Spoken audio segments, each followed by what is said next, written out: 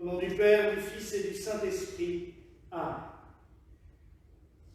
Mes frères et sœurs, nous célébrons aujourd'hui les 7 douleurs de la très sainte Vierge Marie.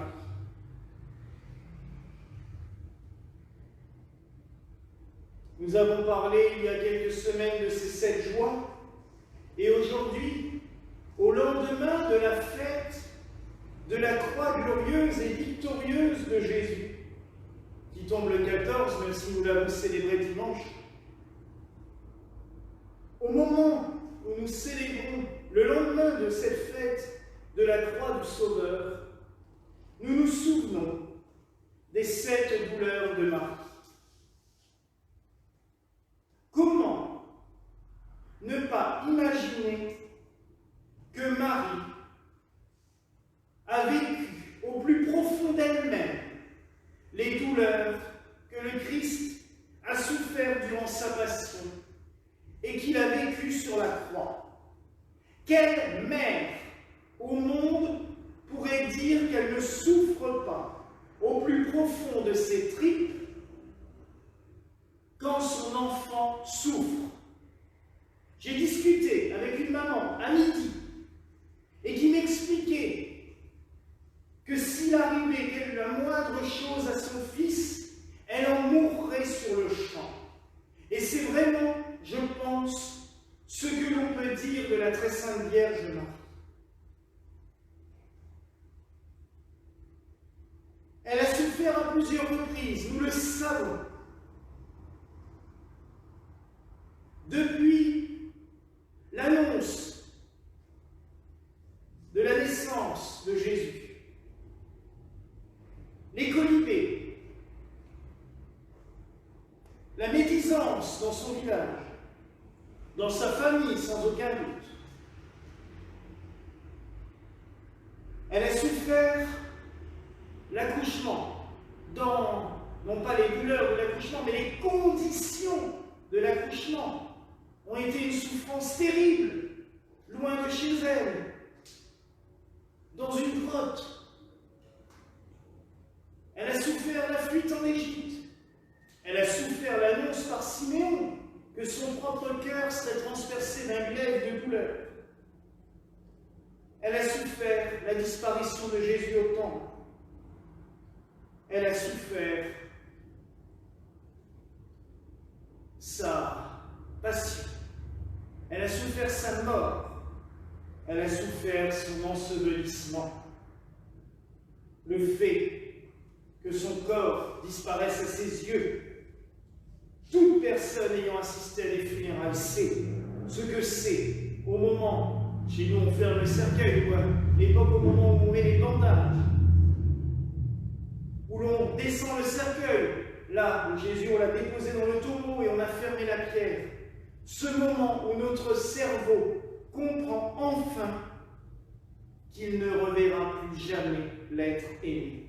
Oui, Marie a souffert au plus profond de ses tripes.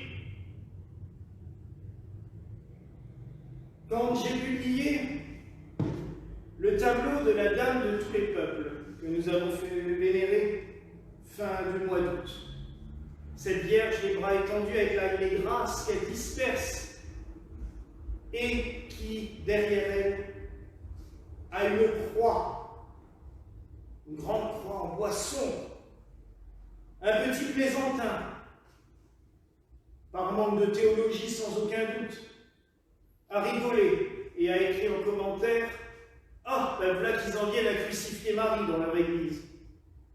Déjà, je lui ai rappelé que cette image était une image de l'église catholique romaine, qu'elle est issue d'une apparition reconnue, à Amsterdam, mais surtout que c'est bien méconnaître la vie d'une femme que de ne pas comprendre que Marie, oui, a été crucifiée autant que son fils. Elle a vécu ses douleurs au plus profond d'elle. Et c'est pour cela aussi que le Seigneur nous l'a donnée pour mère, car elle comprend notre vie de tous les jours, elle comprend nos souffrances. Quand certains vont jusqu'à dire que Marie appartient participé à la rédemption et participe toujours à la rédemption. Certains catholiques voudraient en faire un dogme, Marie co-rédemptrice. Pourquoi en faire un dogme? Alors qu'il suffit juste de le ressentir au plus profond de son cœur, que Marie, ayant participé aux douleurs et aux souffrances de son Fils, étant morte en partie au moment de la mort de son Fils, a participé de toute manière et participe de toute manière à l'œuvre de la rédemption. Oui, mes frères et sœurs, Marie a souffert la passion de son Fils, non pas pour elle-même, mais avec son Fils, pour nous, pour sauver cette bande de têtus, comme disait cet enfant au catéchisme à Saint Jean Bosco. Pourquoi le Christ est-il mort sur la croix? Pour sauver une bande de têtus, l'enfant a répondu. Mais c'est vrai. Et Marie a vécu toutes ces souffrances avec son Fils pour nous apporter ce salut, pour nous sauver. Oui, nous pouvons la prier avec confiance.